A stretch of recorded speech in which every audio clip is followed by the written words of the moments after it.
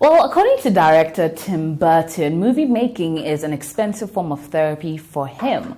Question is, does my guest today feel the same way? You'll tune in to Hall of Fame right here on City TV. My name is AJ Sarpong, and it's a pleasure to be on your screens today. I have another exciting episode to bring to you with your favorite personality, someone who's certainly going to be a very thrilling interviewee. I'm really looking forward to this today. Well, we're here from the Apartamento Hotel in Airport Residential Area. They've been so kind to us, and we must say a very big thank you to them. Today on the show, I'm going to be having a very exciting conversation with a very, very incredible woman, I must say. If I could do a tick of women crushes, she'll probably be very high up on the list. And I'm really excited to be able to sit down and have a conversation with her today. And I'm sure you're going to enjoy it as well. You can follow the hashtag that is Hall of Fame, and then get up to date with all the details with every single episode. And as well, tweet at us or send us messages via our social media handles at CityTVGH,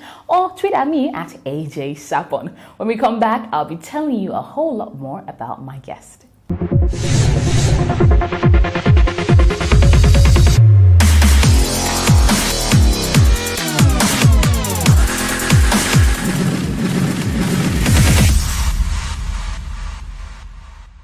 You tune in to Hall of Fame right here on City TV. Now, my guest for today is someone who's very accomplished. She is the epitome of knowing your work. She's gone to school for it. She has double masters to show it. And she's certainly living it because she is getting the accolades that she deserves. She's putting out incredible bodies of work. She started what is going to become, I think, Africa's biggest thing. That is a film festival, an international film festival at that point in time, making Ghana be put on the hallmark. When you hear of Toronto Film Festival, actually, we now have a Black Stars International Film Festival, and that alone should give you a hint of who I'm talking about today. She has or bears the name of a warrior queen, and truly, she's charting a path that is worth emulating. My guest today, well, take a look at this.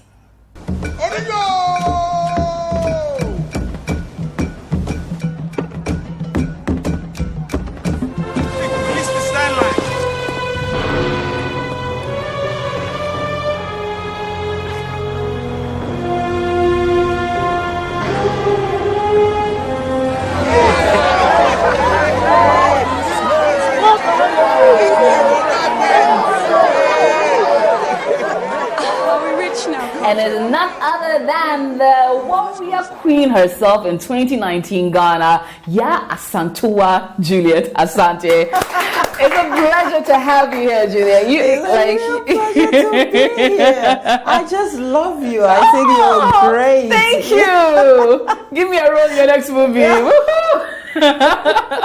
Well, it's a pleasure to have you here, and I'm really excited to have this conversation because I like people that are showing us the way. I mean, it's nice to see someone who talks the talk but walks the walk, and we'll be talking about walking sometime in the show as well. But let's start it off, rewinding it all the way to the beginning. Mm-hmm. You have had a very incredible career. You started with acting and then moved on into everything else in between, and now are head of boards and like a whole lot of things going on.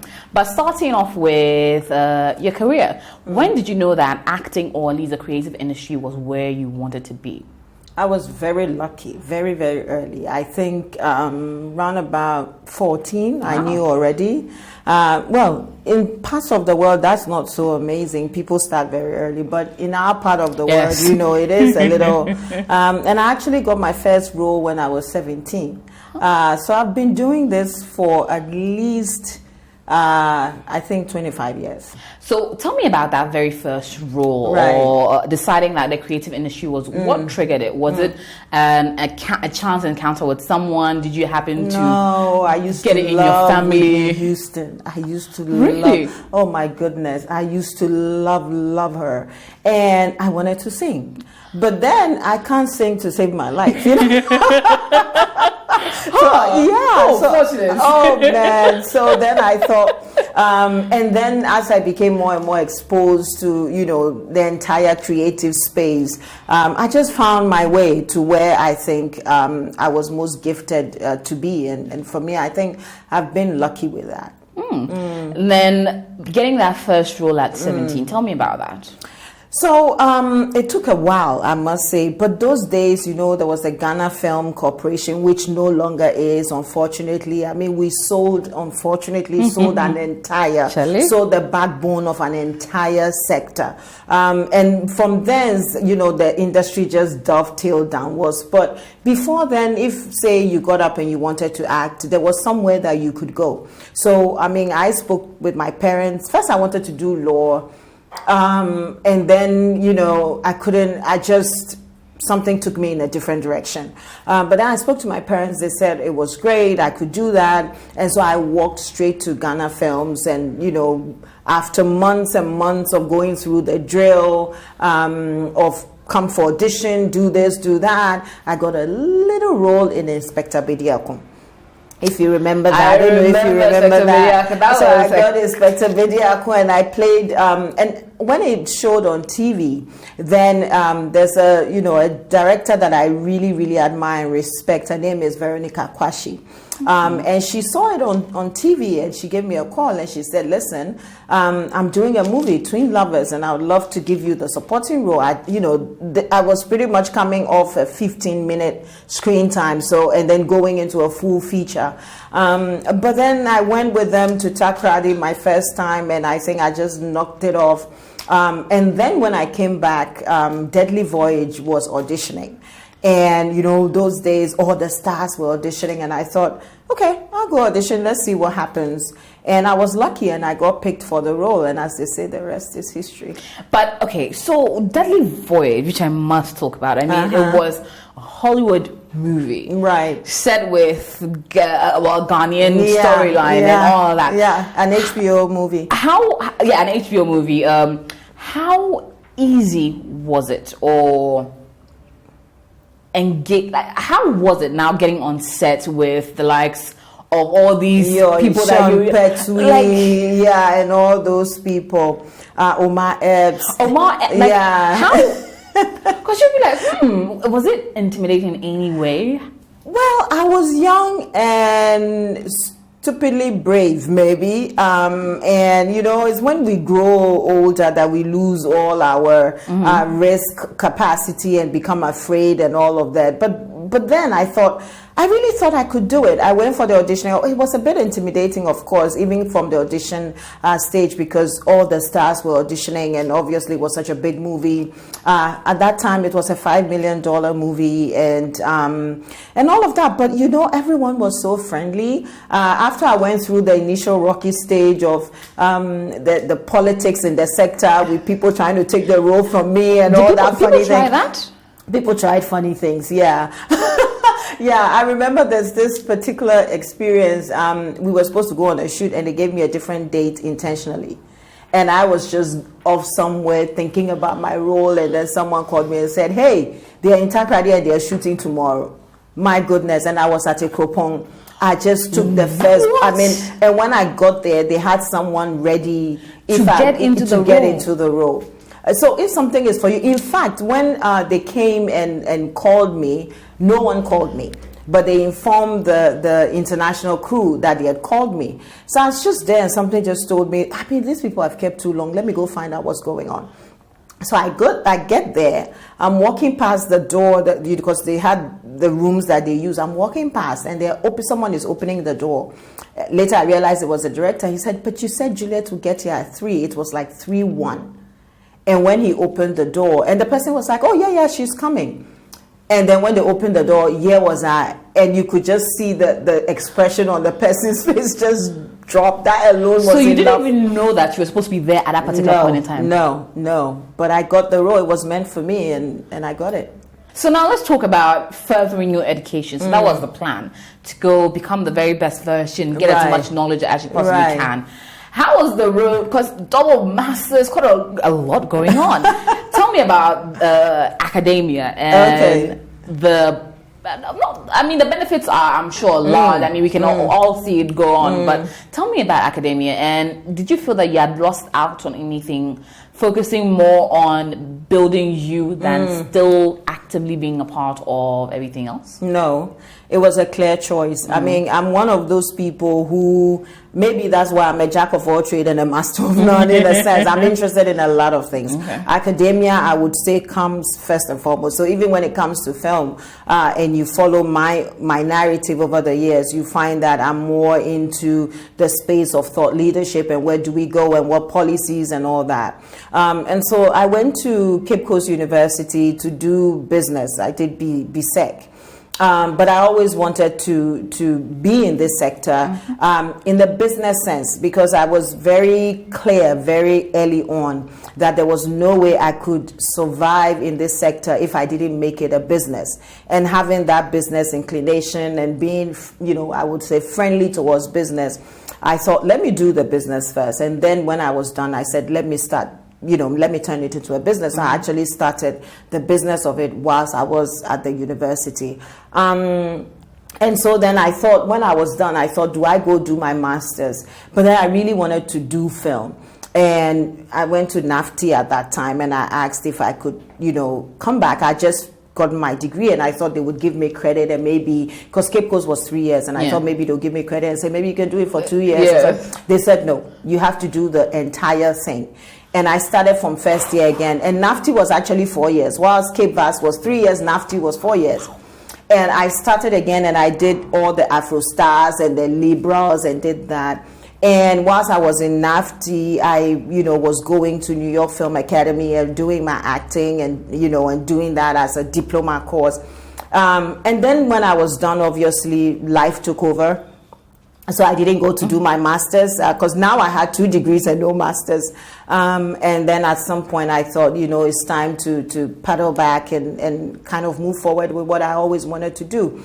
And I thought, okay, this is the time I'm going to apply, I'm going to be crazy again and take a risk and apply to the Kennedy School because I always wanted to do it, but I wasn't sure they were going to take me. So I didn't tell anyone just in case they decided not to take me, and then when I got there, but I was accepted, which was great. And then I went and did my master's, and, the program is designed in a way where it's designed for people at that time, people like me, who had experienced life, and at least you should have 10 years of experience. And at that time, I'd done a lot of activism and women empowerment and all of that. And they thought what I had done was brilliant.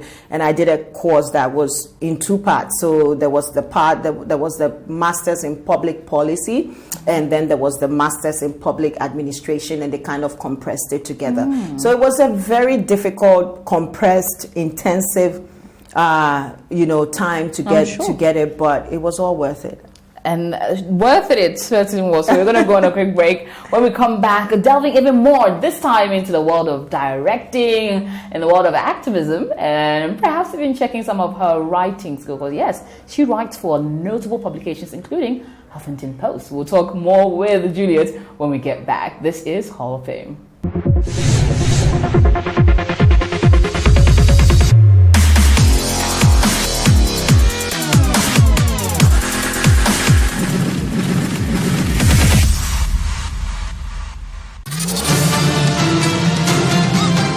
Get the backstory of the major news stories on Press Conference. Hear from the editors and the reporters behind the biggest stories of the week. The university needs to think and reconsider. There are women who are in our universities who have been sexually molested for grades. That doesn't matter. Press Conference, every Sunday at 9 p.m. with Duke Mensa Opoku, only on CTTV.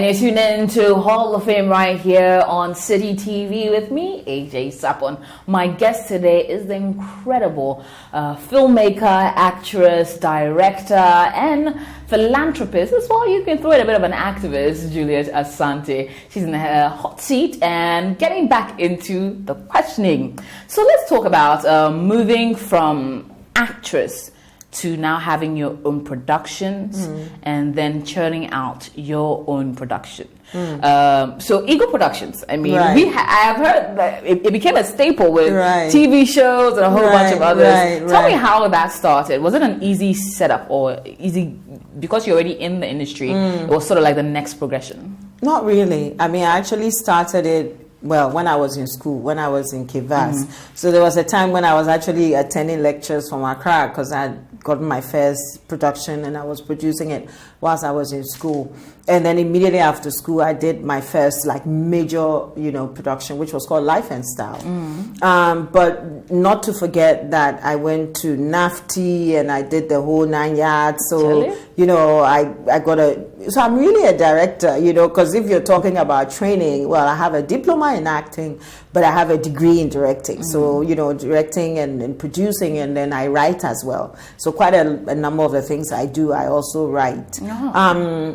And so for me, once I was able to turn it into a business, then I kind of had the security that I could make this work. Because then, it's not like now where there's even social media and all these things where you can monetize, in quotes, your fans. I mean, then it was pretty hardcore. They either see you on TV or they know you're doing good or you're not. I mean, now people can get famous by all sorts of things. Then it was your talent, you yourself and your talent, and how people felt about you. But what was clear was that, and it's always been so, hasn't really moved much, is that the business side of the business is a little, is not as solid as it should be.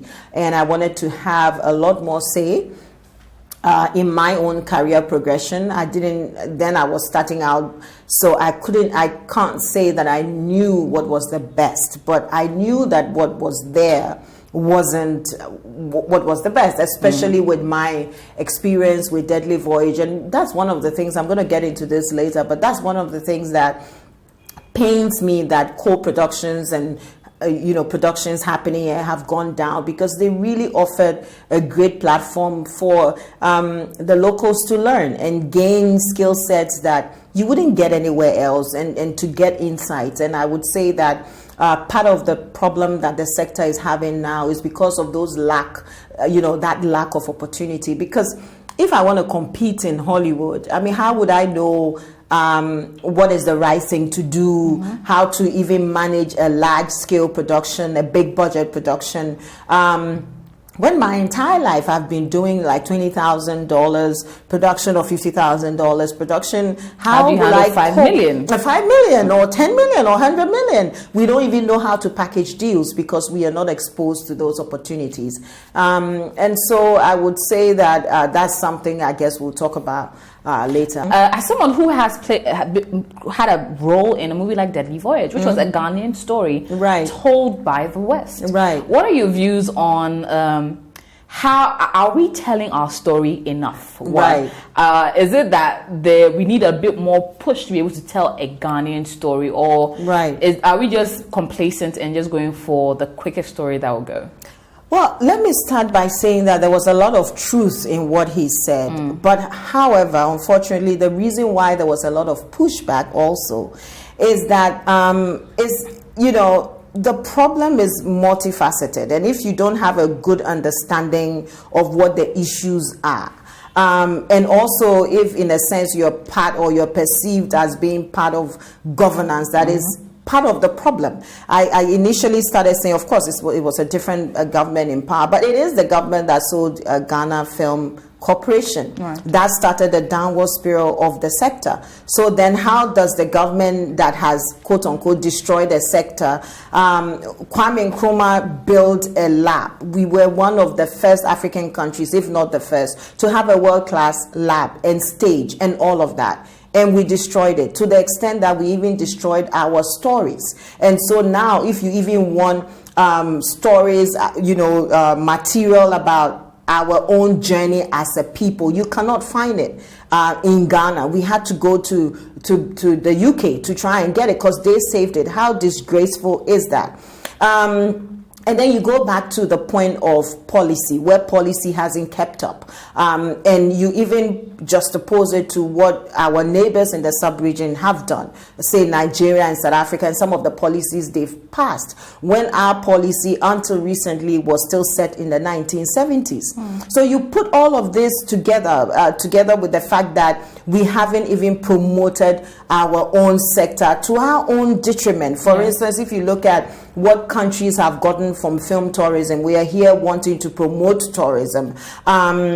And film is such a great tool for doing that, for it's a cultural diplomacy tool. And I mean, look at, I don't know if you watched Games of Thrones. It was shot in Scotland. Yes, and then the amount of tourism for people just wanting to be a part of it. There you go. And I believe one of Croatia or some point, it was even where a point was filmed, and people go there just to be a part of it. There you go. Yeah. There are instances where film alone has been shot and tourism numbers, visitors numbers have jumped over 500% in months. So we haven't taken advantage of this. We haven't taken advantage of the fact that it's a cultural diplomacy tool, that is one of the ways that you expand your soft power. And so when America tells great stories, those in the sector, they are aided. So if you see films that you love, America is even able to rewrite history. Yes. You look at Pearl Harbor. And put it in their own benefit. Exactly, So you think this happens for nothing? No, it's actually part of foreign policy, and so you see that things will happen, and in the very short time is in film, and the American narrative is cemented in that story. And so we don't do all of that. I mean, this sector is not children's play, right? You have a sector globally that is bigger than telecoms. I mean, globally, you're looking at over a 2 trillion sector.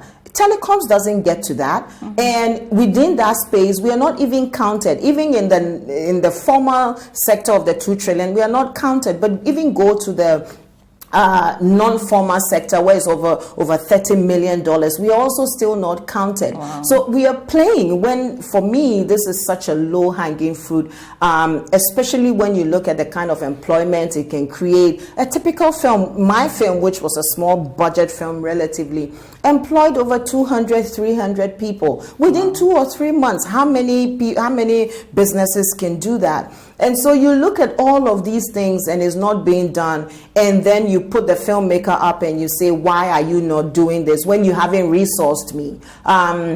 You've sold my backbone. You haven't given me funding. I mean, now, maybe there's talk towards that. But where are the grants? I mean, if you go to Germany, why do you think Goethe Institute exists? To be able to facilitate the sector, the creative arts sector. So we don't have all of this. All of the big countries that we love that are telling their stories. Because some of these stories are not even commercial. So you ask the question, why? Of course, my name is Yasantua, and I really look forward to having a film, on Yasantua, Konfanochi, all of those places. But is it going to be commercial? It's not probably going to be commercial. So then you have the gap where you have state or grants or other things that have been set up to facilitate, and then the filmmaker can look at those opportunities. Otherwise, I'm a filmmaker. I want to make my money.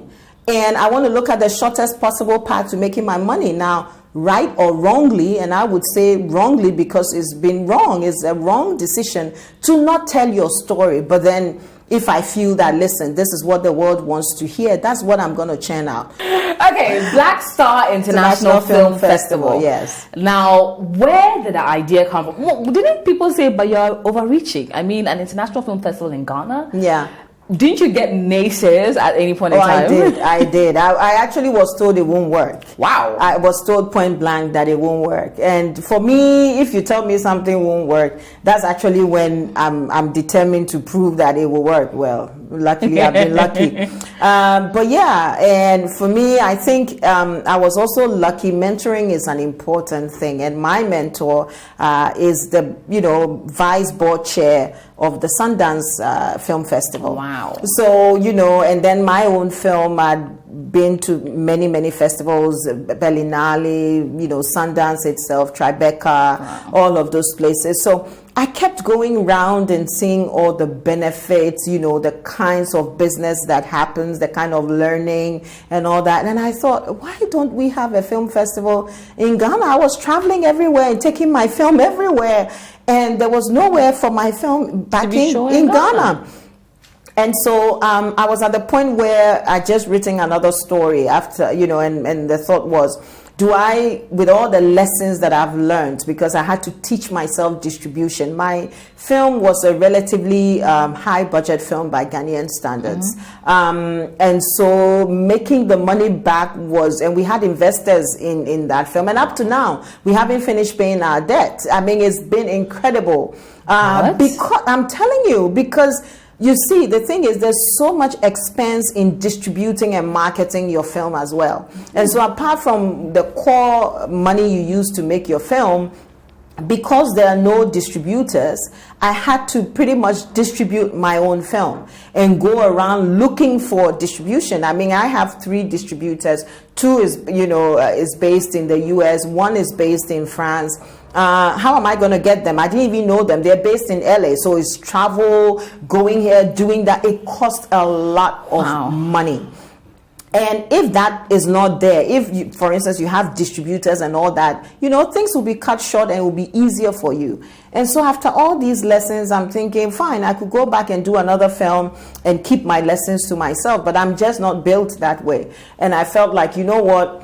And it's interesting because I go to places, these so-called high places, and I was the only one. I was the only Ghanaian, only African, even Nigerians, which is like the second largest film industry in the world. I never met any Nigerian in any of these places. And so I thought, no way. I want to be there and be able to say, oh, where are my brothers and my sisters? Because then you can make a bigger impact. There's no fun in being there alone, so to speak. And so I thought, how do I bring this home to Ghanaians? How do I get people coming here? How do I get people learning and understanding even the distribution journey? Because you can make one mistake and that's it. Say, for the sake of conversation, I jump the process. So if you make a film, you're supposed to go to film festivals first, and you go theatrical. From theatrical, before you go pay TV, all that level, because before you go to VOD. That's how the actual structure goes. Yes, and if you undercut it, you just lose money and nobody will touch your film.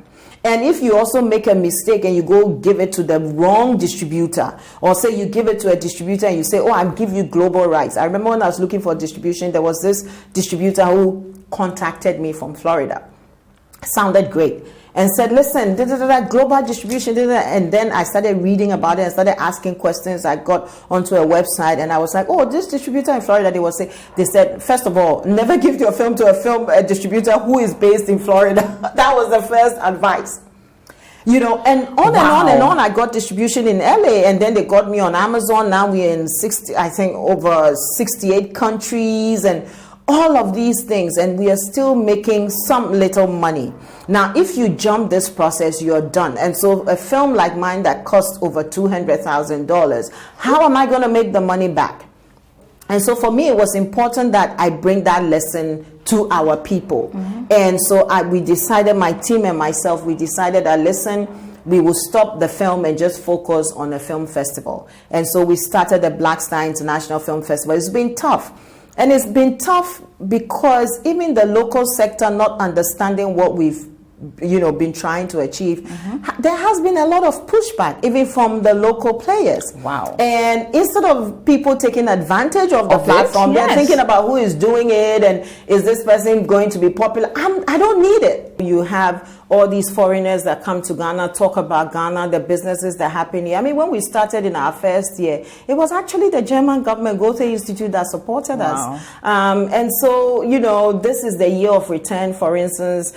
For me as a filmmaker, I'm saying, listen, we have all these stars that are coming. Why don't we have the conversation about, co-productions in Ghana? Why don't we have that kind of conversation instead of just, they just coming and leaving? And so we need to understand that we need to invest in the sector. And if you're going to do co-productions, for instance, you need the ecosystem, you need a film festival, you need other festivals as well. And then you can begin to create that. So we hope that, as this is the year of return, actually, just this week, we did a symposium that tried to sparse out that conversation about how can Ghana be set up as a co-production hub. For us to be set up as a co-production hub, you need policy to support that. I mean, in that direction, I think the ministry is doing a bit, not enough. So we would, I will use this opportunity to say there's so much that can be done. I mean, just imagine this. I'll leave you with this. When I did Deadly Voyage, it was $5 million.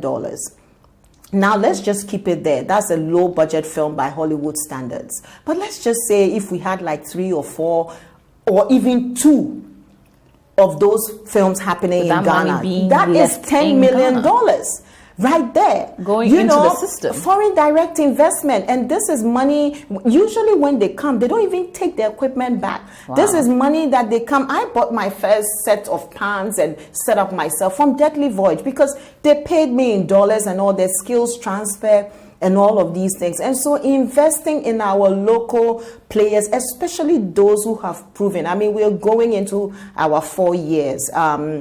We are credible. We've proven ourselves. We've proven ourselves to that point where even big festivals outside have reached out to us and we've started conversations around partnerships and all that. We are selling Ghana. And so, yes, I wouldn't say don't invest in Afrima, but invest equally or even more in your people because then the benefit stays here. And so the minister has said to me, she continues to say, listen, we know, fingers crossed. And I know that a lot of hard work has been going on, groundwork. So for me now, I'm looking at the outcome and say, what role can we play? How can we help move this forward? Because this is something that Ghana really, really needs. Absolutely. And we're going to go on a quick break. When we come back, we're going to delve into her thoughts about social media and how it's affecting the film industry. All this and more. This is Hall of Fame.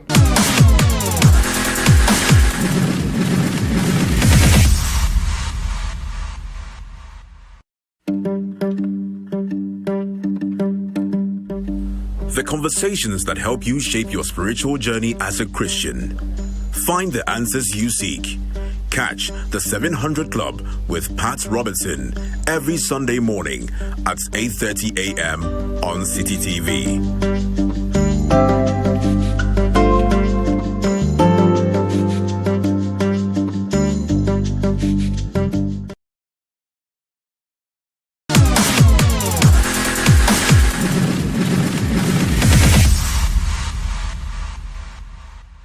You're tuned into Hall of Fame right here on City TV. My guest is the incredible Juliet Asante. And going into a part, I'm very curious to know your thoughts about social media.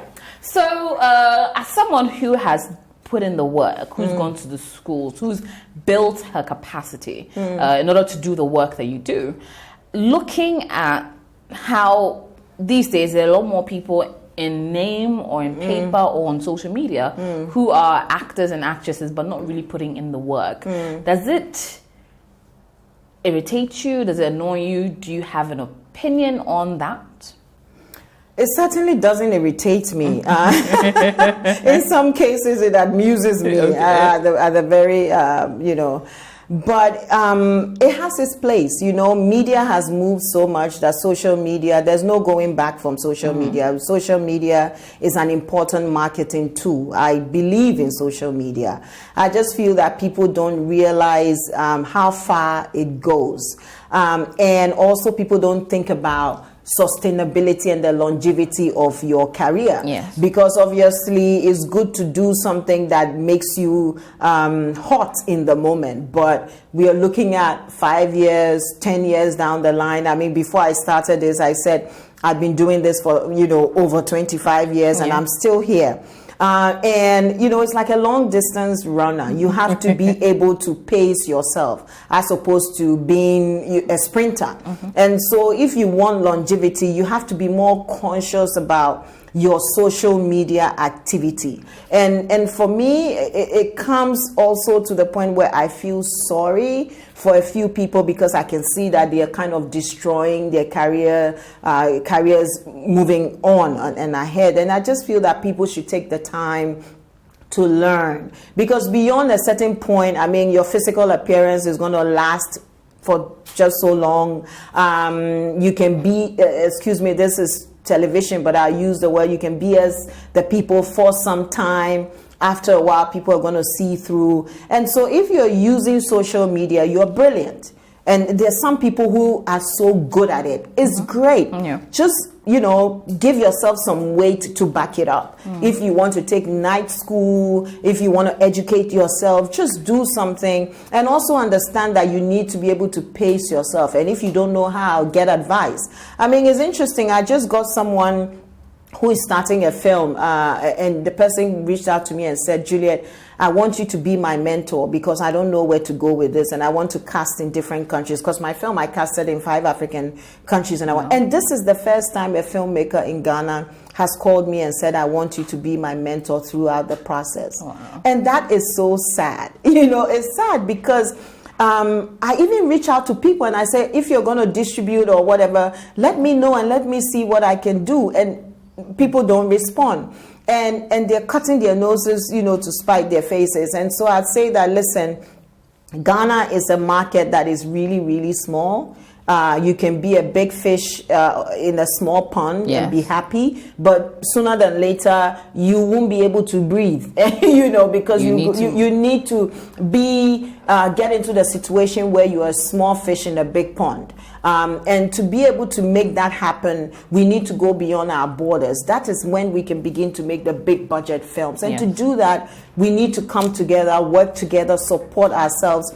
And if there's any message I give out to sector, is that we really need to be more supportive of each other and stop the unnecessary conversations that really don't take anyone anywhere. You cannot continue doing the old things and hope to get something new. I mean, even if we want government to look at us, we need to be able to show that this is a business that can have real outcome. I mean, I can easily say that Nigerian sector contributes over 7 billion to the economy and is the second largest employer or third largest after agric and oil. I cannot say those same numbers for Ghana. And so policymakers need to be able to also give the right support. For instance, we need to collect data. No private person is going to be able to collect the data for the sector. I mean, I was listening to the Minister of Agric the last time he was talking. He was mentioning numbers and saying, you know, these amount of farmers, this number of farmers, this number of this, and you know, we were building warehouse here. Why can we not say that about the film industry? And I say this not because I'm trying to undercut other sectors, but because the sector is such a low-hanging fruit. And if we're able to invest in it the right way, if we're able to set Ghana up as a co-production hub and attract the right investment in sector, we will sell our country. We would extend our soft power. We will be able to make money. We will create jobs for young people. You know, we have so many TV stations that are showing what? And these things that they are showing, remember that you are what you consume. And so we are showing all of these things, and our children are consuming it and becoming things that we don't recognize because of what we are showing them.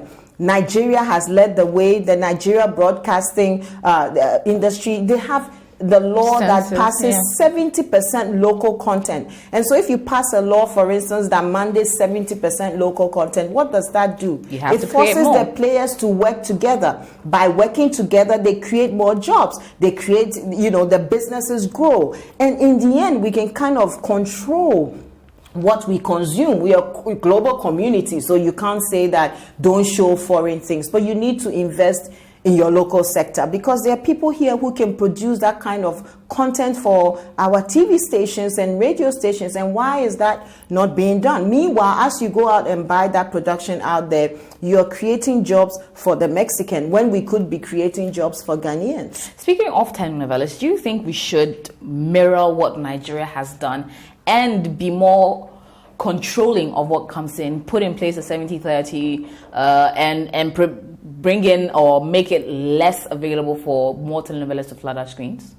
I think definitely we need to change the model because we need to empower. You are creating or giving license to all of these media, channels and all. You need to create content. You need to be able to control the content. We need to be able to, put forward our own culture to our own people. Now there are people, young people who don't even know our folklore. They don't know Kwekwa Nancy. They don't know nothing. I mean, I started the Yasantua Library Project. Yes. Why did I start that? Because I'm trying to get kids to start reading again, to travel the world through books. We cannot travel the world through telenovelas. And even if they are telenovelas, why are we not making African or Ghanaian telenovelas? If it's script writing, sometimes I say you can even go and buy the story and adapt it to your local sector and that will create jobs. So if I bought the story and got Ghanaians to act it in a Ghanaian setting, how many jobs would that create as opposed to going to buy it, the knockoff for like $500 and coming to do voiceover on it and all of that. So I'm not speaking against it necessarily because I know that the media houses also have to survive. And at the end of the day, the media houses also is business. And are they being supported? That's another question. But I think that if the framework is created where there can be more collaboration and then funding is put towards that, at least for the initial, places, give people incentives that maybe if you did this, we'll give you that incentive, tax break, all of those things can be done. And you see the kind of jobs that will be created. I mean, all of these people who want to be actors who are on social media, being actors acting on social media when they could be acting in telenovelas and all of those things. So we really need to look at what our neighbors are doing in the sub-region and where we can copy. We don't need to reinvent the wheel, but we really need to think about where we are going as a people. And where we are going as a people is not very pretty. If you look at what we are consuming and you project into what we will be in the next 10, 15 to 20 years, I don't think it's very pretty, and it breaks my heart. Now, on government policy or decisions, the government recently came out to say that they're considering or they're about to merge the NAFTI, Ghana Institute of Languages, and Ghana Institute of Journalism. As the board of NAFTI, or the head of the board of NAFTI, what has been your opinion on that particular venture? Do you think it's something that is going to work? Does it work for the institutes that are being mentioned to merge together? Well, we are still in consultation on that, so I'd rather not go into detail. I think that what is clear is that there's clarity from the side of government on what government wants to do and why this is happening, and the fact that I think to some extent also it comes down to resources and empowering the schools. However, there needs to be the right consultations because if you take a school like NAFTI, you need to appreciate the background and where we are coming from. And NAFTI was set up not just, there's a saying that the independence of Ghana will be meaningless unless it's, accompanied by the independence of the entire region. And NAFTI, for instance, has a role to play within that. We as a people, we as Black people, I mean, now this is the year of return, so you can begin to appreciate that conversation. We've been traumatized on many, many levels. And one of the roles that NAFTI plays or was supposed to play was supposed to help even affect the narrative of the Black man, the narrative of Africans, the narrative of Ghanaians. Are we doing that? Have we equipped NAFTI enough to be able to affect our narrative as a people? if the sector is not doing well and NAFTI graduates are becoming gym instructors and bankers, that's what is happening. And so they are not contributing, they are not making films, they are not impacting as they should.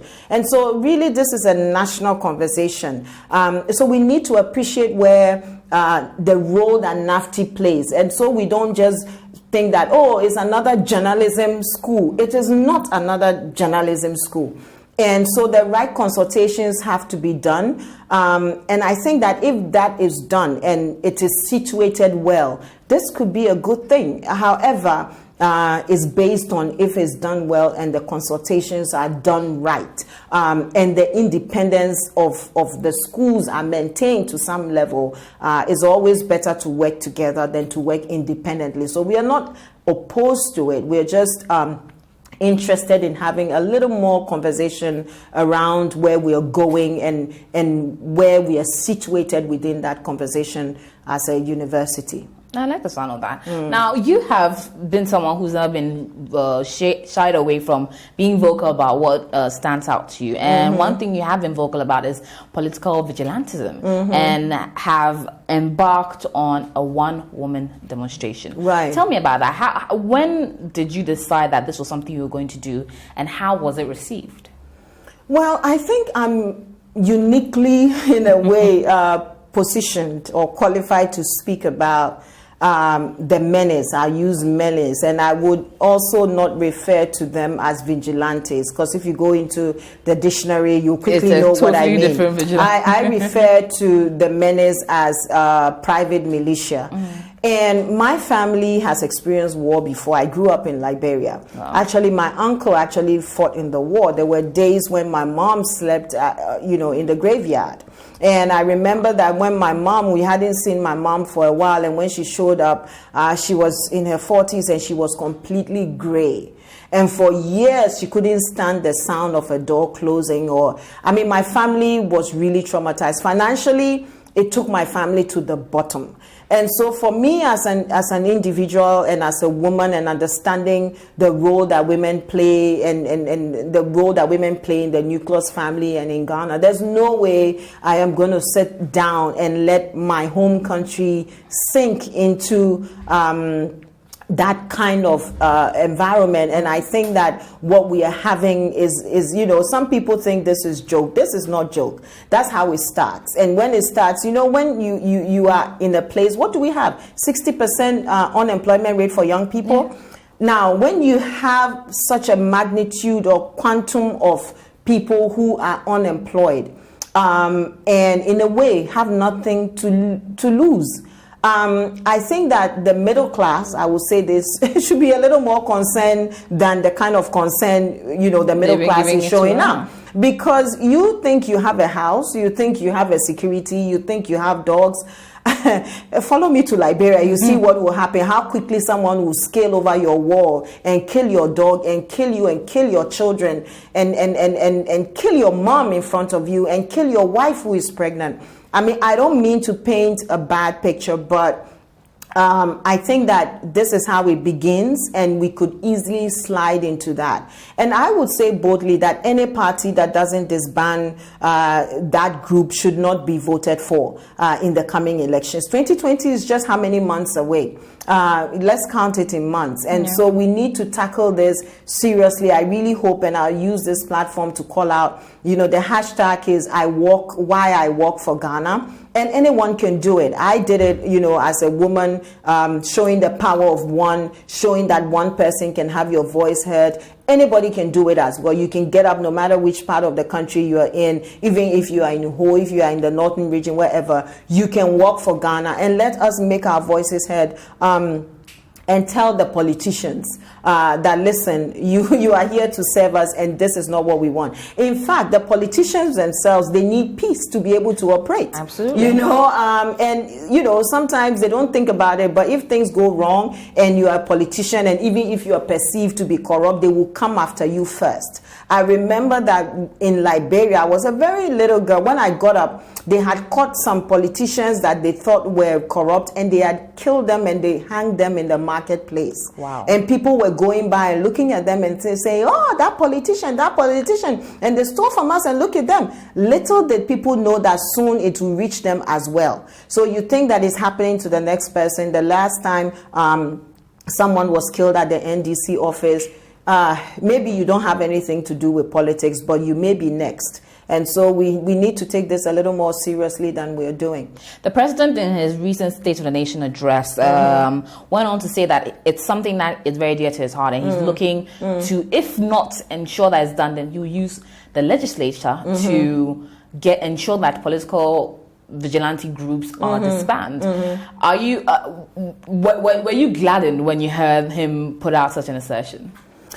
Let me backtrack a bit and say that I am particularly at a point where I respect this president, and I still have a lot of hope in this president. And I think that so far he's kind of demonstrated in quite a number of things he said that he's able to keep his word. And so I'm going to give the president the benefit of the doubt. And one of the reasons why I respect this president is because I think that he's a bit focused on his legacy. I don't know if I'm 100% in that, but from what I perceive, there's a little bit of legacy at play here. And when someone is focused on their legacy, they tend to think more about the next generation as opposed to just themselves. Right. And so I'm going to continue to give the president the benefit of the doubt, even though I could easily say, why did you not, as the president, put a stop to this immediately? But also understanding that these things are a little more nuanced, and there has to be conversation for it to be done right,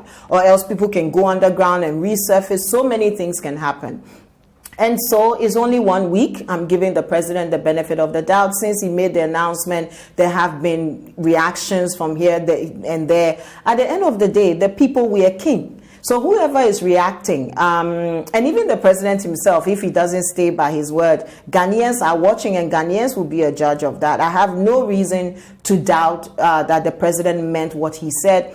And for me, whether I vote for the president in 2020 would really depend on this. And I think all Ghanaians should also hold the president and every political party to the same standard. And anyone who doesn't disband this group should not be voted for. I like the sound of that. Now, let's go into a game. So, generally, we like to play a game with our amazing guests that come through. Today's game is on logos. So, we're going to show you logos. Okay. And we'll hope you can tell us what this logo stands for. Okay. Oh. I'm not very good with logos. Let's try. Oh, my goodness. And let's see how well you know your logos. Sometimes you see things and you might not see. I know that.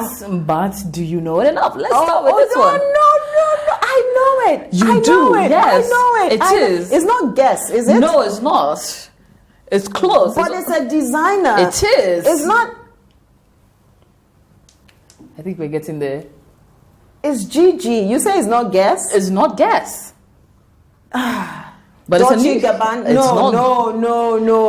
No. Ah, man, move on. It is Gucci. I was looking for it. Oh, come on. Come on. Which one is it? No, it's not. VS. Why are you doing this to me? It's like I've just gone blank. Just take it. I'm going to fail all your tests.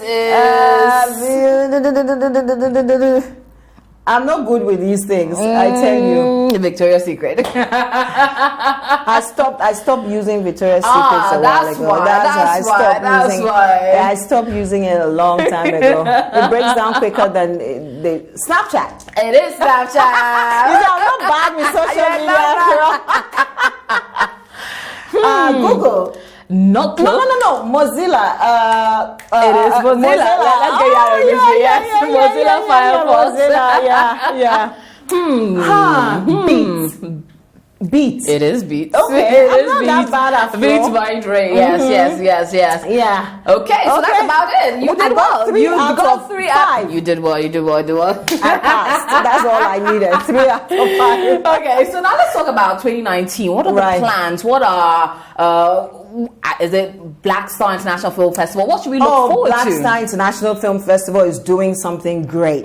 There are many people who've complained. The festival is for everyone. Yes. We keep on. One of the challenges we've had is trying to explain what a film festival is. In some countries, when you start a film festival, everybody knows what it is. But in Here, Ghana, we don't. And you can't blame the people because we haven't had one as at now, until now. And so people have, what is it about? Can I get involved? Is it just for filmmakers? No.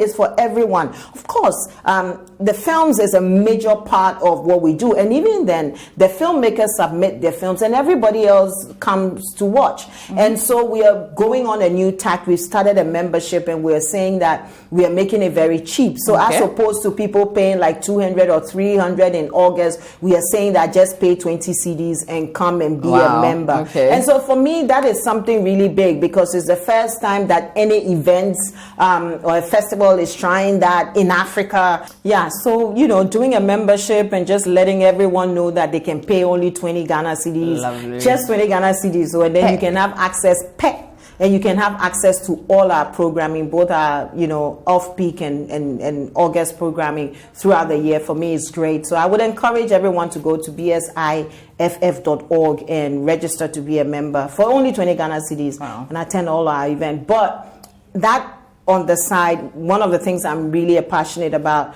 is helping Ghanaian children travel the world through books. Yeah. And so my Yasantua Library project is very, very important to me. One of the things that really made a difference in my life is reading. I used to read a lot of romantic books. Mills and Boons. Come on, Mills and Boons, Silhouette. I mean, you will get me there, I was growing up as a romantic, type who always thought that the prince in shiny armor will come and, with broad chest. Just like when he comes with the broad chest, he doesn't come with the sword. It's like either or. So I'm hoping that, the Ghana Library Authority have also, they've declared this the year of reading, and we are partners with them. So I'm really hoping that we can have a number of Yasantua Library projects around and build libraries for kids. And if anyone wants to be a part of that or contribute to that or have a corporate, responsibility, manifesting that, we would gladly welcome that. That is also yasantualibraryproject.org. So those are the, key things I'm working on this year. Any movie soon? I'm actually writing a story. Okay. I'm not getting time to finish it, but I've given myself another year to really focus on the festival and get it consolidated. Because this festival, we are determined that it will work. And for me, if there's one thing that goes beyond me, if there are two things that go beyond me, it will be the festival and the library project. So once those are consolidated, then I can focus on releasing another movie, and I'm going to do that pretty soon. I love the sound of that. Thank you. Really do. Okay, Juliet, I'm really thrilled. Let me use the platform Please, to also go ahead. say to NAFTI, because I'm the board chair of NAFTI, and I just want to say to everyone at NAFTI that listen, don't give up. I know it's difficult, but really the future of the country and of the continent is really dependent on your output, and we are what we consume, and you kind of control what we consume to a large extent. So students from NAFTI, graduates from NAFTI, lecturers, management should continue to do what they do, even with very limited resources. And politics, maybe one day.